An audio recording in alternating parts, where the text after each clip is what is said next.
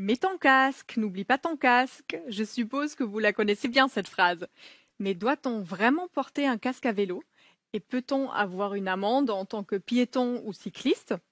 C'est parti pour étudier la sécurité routière de plus près. On a rendez-vous avec des élèves de Duttenheim en Alsace.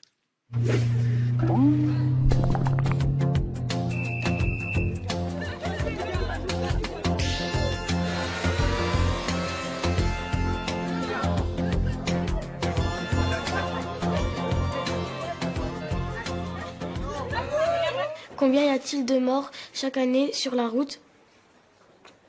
Wie viele Kinder sterben jedes Jahr auf dem Weg zur Schule?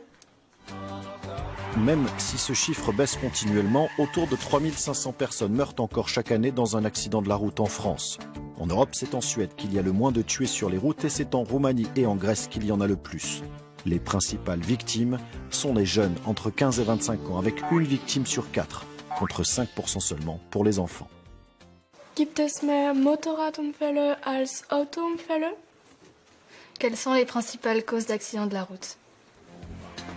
Les principales causes d'accidents sont la vitesse excessive, l'alcool et aussi l'endormissement au volant ou le téléphone portable en conduisant. Les motards sont beaucoup moins nombreux et donc beaucoup moins impliqués dans les accidents que les voitures. Mais attention, les accidents de moto sont souvent mortels car les motards sont moins protégés. Le permis français est-il valable dans les autres pays? Können Fußgänger auch eine Strafe bekommen? Est-ce que les règles sont les mêmes en voiture ou en vélo? La plupart des règles de circulation sont les mêmes, mais il y a de petites différences selon les pays, comme la limitation de vitesse sur autoroute. 100 km/h seulement au Québec, 120 en Suisse, 130 en France et parfois aucune limite en Allemagne. Ces règles, il faut les respecter, qu'on soit conducteur, cycliste ou piéton, pour éviter les amendes, mais surtout les accidents.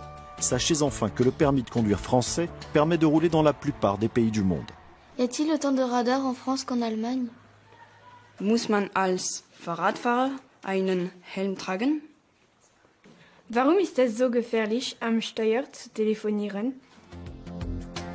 En conduisant, tout ce qui peut distraire l'esprit ou occuper les mains est dangereux. Le portable est donc interdit. Depuis une dizaine d'années, les radars sont apparus un peu partout sur les routes, autant en France qu'en Allemagne. Seule petite différence, en France, ils sont plus nombreux sur les autoroutes, alors qu'en Allemagne, on a plus de chances de se faire flasher en ville.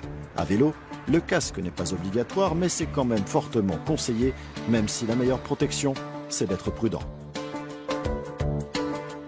Et même si le casque n'est pas obligatoire, il peut quand même vous sauver la vie.